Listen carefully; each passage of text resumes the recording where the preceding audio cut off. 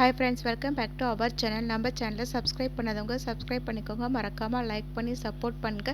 நாளைக்கான ப்ரோமோவில் என்ன நடக்குது பார்த்தீங்கன்னா, கார்த்திக் அந்த ரவுடியை துரத்திட்டு போயிட்டு அவனை பிடிச்சி அந்த தாலியை கொண்டு போயிட்டு அந்த அம்மாக்கிட்டேயும் கொடுத்துருவாங்க. அந்த அம்மாவும் கார்த்திக் கிட்ட நீ உன் பொண்டாட்டியோட ரொம்ப சந்தோஷமாக வாழணும்ப்பா அப்படின்னு வந்து ஆசீர்வாதம் பண்ணுவாங்க.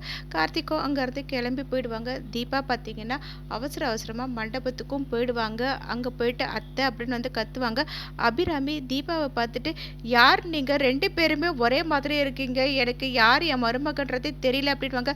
தீபா வந்துட்டு நான் தான் உங்கள் மருமக தீபா, என்னை கொஞ்சம் நம்புங்களேன், நான் சொல்கிறத கொஞ்சம் கேளுங்க அப்படின்னுங்க. அருணாச்சலம் வந்துட்டு என்னம்மா நீ பாட்டு திடுதிப்புன்னு வந்துட்டு நீ தான் தீபா சொன்னால் நாங்கள் எப்படி நம்புறது அப்படின்னு வந்து கேட்பாங்க.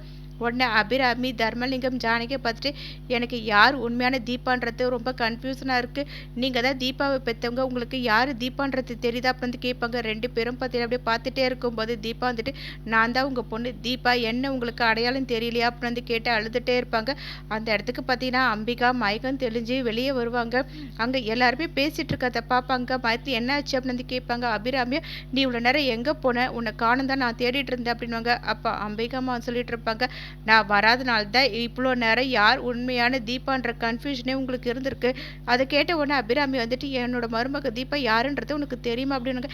எனக்கு அது நல்லாவே தெரியும் அப்படின்வாங்க. உடனே அபிராமி யாருன்றதை என்கிட்ட சொல்லு அப்படின்வாங்க. அதுக்கு அம்பிகாமா வந்துட்டு இதோ மணமேடையில் நிற்குது, இது தீபாவே இல்லை, இது சரியான டூப்ளிகேட்டு, இது வேஷம் போட்டது அப்படின்னு வந்து சொல்லிட்டு இருப்பாங்க. உடனே ரம்யா வந்துட்டு நான் தான் தீபா, நான் சொல்கிறத நம்புங்க அப்படின்னு வந்து சொல்லிட்டு இருப்பாங்க. அதை கேட்ட அம்பிகாமா வந்துட்டு இதை வரேன் அப்படின்னு சொல்லிட்டு நேராக பார்த்தீங்கன்னா ரம்யா கிட்ட போயிட்டு அவங்க போட்டிருக்க மாஸ்க்கை ரிமூவ் பண்ணுவாங்க. ரம்யா தான் அது உள்ளே இருக்கிறத பார்த்து எல்லாருமே ஷாக் ஆகிடுவாங்க. இப்படியே இந்த ப்ரோமோ எண்ட் ஆகும். நெக்ஸ்ட் எபிசோடில் என்ன நடக்கு தெரிஞ்சுக்க நம்ம சேனல் லைக் பண்ணுங்க, ஷேர் பண்ணுங்க, மறக்காமல் சப்ஸ்கிரைப் பண்ணிக்கோங்க. தேங்க்